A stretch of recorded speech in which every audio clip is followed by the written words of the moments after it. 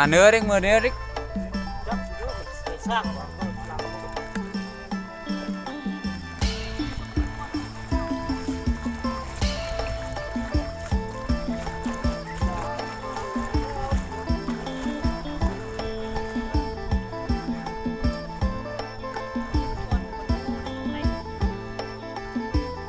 วันนี้ได้เฉยๆเยอะกว่าวันข่าวนี่เขามาชุมกันเนี่ย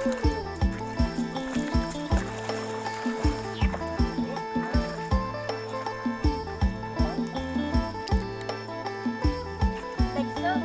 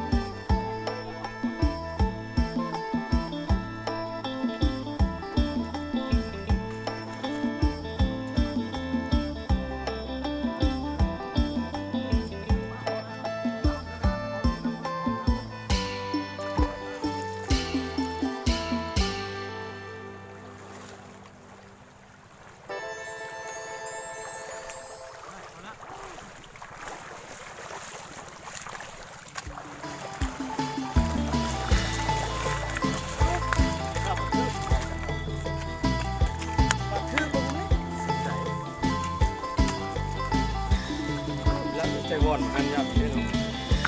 ก็มาหมดเลย ก็เลยกับว่าเลื่อนนี่ครับ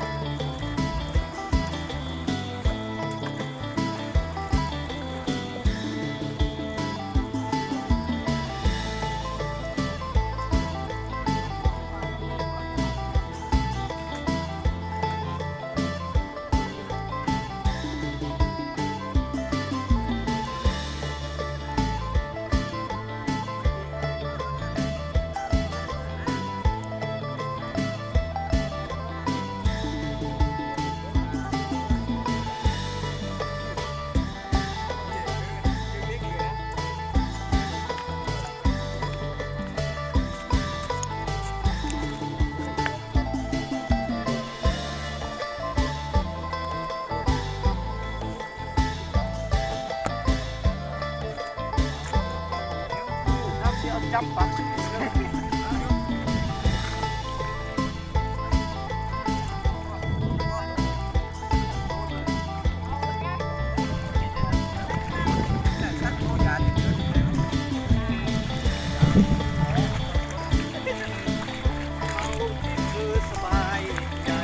พอดีหมกแกงนะสมีนะ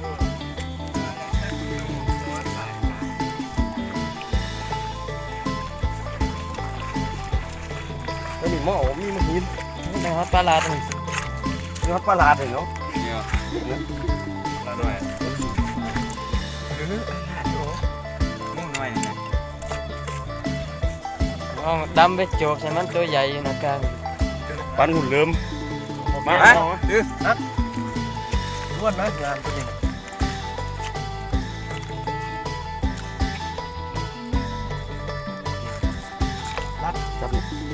หูจักปลาลาดทำบ่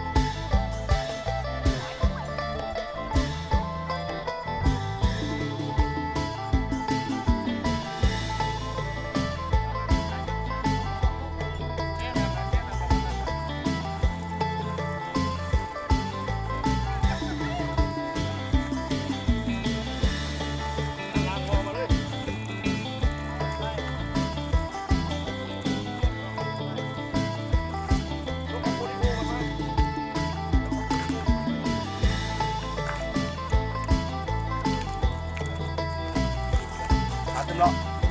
เขาเนี่ยบาทนึงตัวนี้เนาะเอาแกงน่ะเนาะ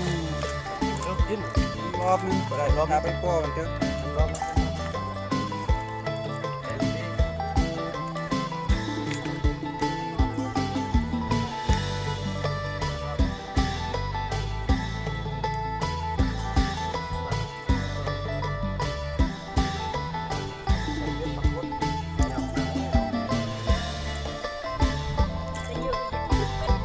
เป็นตู้เป็นอันฝัน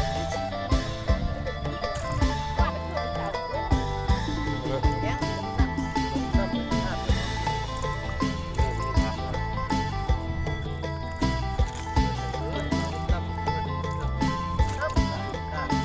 น้องปลาตายถูกกัน ยำนำนอกก็